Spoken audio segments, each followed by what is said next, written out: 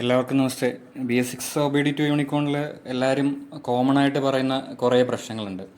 അതിലൊന്നാണ് കിക്കർ കറക്റ്റായിട്ട് വർക്ക് ചെയ്യുന്നില്ല, അല്ലെങ്കിൽ കിക്കർ അടിച്ചു കഴിഞ്ഞാൽ വണ്ടി സ്റ്റാർട്ട് ചെയ്യാനുള്ള ബുദ്ധിമുട്ട്. അപ്പോൾ അതിനുള്ള സൊല്യൂഷനാണ് നമ്മൾ ഇന്നത്തെ വീഡിയോയിൽ ഡിസ്കസ് ചെയ്യുക. കിക്ക് സ്റ്റാർട്ടിൻ്റെ സൊല്യൂഷൻ പറയുന്നതിന് മുമ്പേ നിലവിൽ വണ്ടിക്കുള്ള കോമൺ ആയിട്ട് കണ്ടുവരുന്ന പ്രശ്നങ്ങൾ ജസ്റ്റ് ഒന്ന് ബ്രീഫ് ചെയ്തിട്ട് പോകാം. ഈ വീഡിയോ കാണുന്ന OBD2 യൂണിക്കോൺ യൂസേഴ്സ് ഉണ്ടെങ്കിൽ നിങ്ങളുടെ എക്സ്പീരിയൻസ് ഒന്ന് കമൻ്റായിട്ട് ഷെയർ ചെയ്യുക. ഇപ്പോൾ കോമൺ ആയിട്ട് വരുന്നൊരു പ്രശ്നം എന്ന് പറഞ്ഞാൽ ECU പ്രോഗ്രാമിങ്ങിലൊരു പ്രശ്നം കാരണമാണ് വണ്ടിക്ക് ഈ പെർഫോമൻസ് കറക്റ്റായിട്ട് കിട്ടാത്തത്. വണ്ടി ഭയങ്കര ലാഗാണ്. സഡൻ പിക്കപ്പോ ആക്സിലറേഷനോ ഒന്നുമില്ല. ഗ്രാജുവൽ ആക്സിലറേഷനിൽ മാത്രമേ പിക്കപ്പ് കിട്ടുന്നുള്ളൂ. സ്ലോ ആയിക്കഴിഞ്ഞാൽ 3000-നും 4000-നും RPM ഇടയിൽ വണ്ടി പെട്ടെന്ന് സഡൻ ആക്സിലറേഷനിൽ വണ്ടി സ്പീഡ് പിക്ക് ചെയ്യില്ല. BS6 ഫസ്റ്റ് മോഡൽ യൂണിക്കോണിനേക്കാളും പവറും ടോർക്കും കൂട്ടിയിട്ടും വണ്ടിക്ക് ഒരു പെർഫോമൻസ് ഇല്ല. ഒരു 100cc 125cc വണ്ടിയുടെ പിക്കപ്പ് മാത്രമേ വണ്ടിക്കുള്ളൂ. ഇപ്പോൾ നിലവിൽ സ്റ്റോക്ക് സെറ്റിങ്ങിൽ വണ്ടി കിക്കർ അടിച്ചാൽ സ്റ്റാർട്ട് ആവില്ല എന്നല്ല, പക്ഷെ ഒരു പ്രത്യേക ആംഗിളിൽ പൊസിഷനിലും നമ്മൾ കിക്ക് സ്റ്റാർട്ട് ചെയ്താൽ മാത്രമേ അത് സ്റ്റാർട്ട് ആവുന്നുള്ളൂ. അതുപോലെ കിക്കർ അടിച്ചു കഴിഞ്ഞാൽ നല്ല ബുദ്ധിമുട്ടാണ്.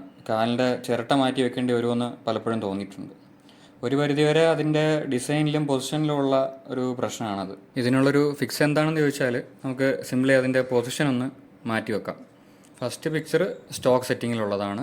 സെക്കൻഡ് കാണുന്നത് ആ പൊസിഷൻ ഒന്ന് ആൾട്ടർ ചെയ്തതിന് ശേഷമുള്ളതാണ്. ഇത് സ്റ്റോക്ക് പൊസിഷൻ.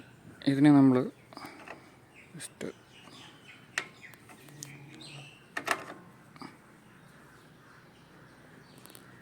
ഇപ്പോൾ കൊണ്ട് ഇവിടുത്തെ ഡിഫറൻസ് കൂടി.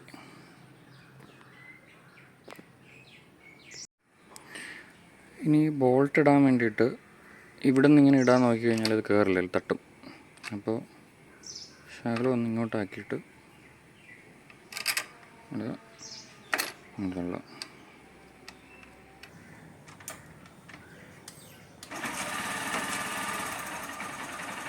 കിക്ക് ചെയ്യുമ്പോൾ ശ്രദ്ധിക്കേണ്ട ഒരു കാര്യം, നമ്മുടെ കാല് ജസ്റ്റ് ഒന്ന് ചെറുതായിട്ട് ചരിച്ചു വെക്കുക.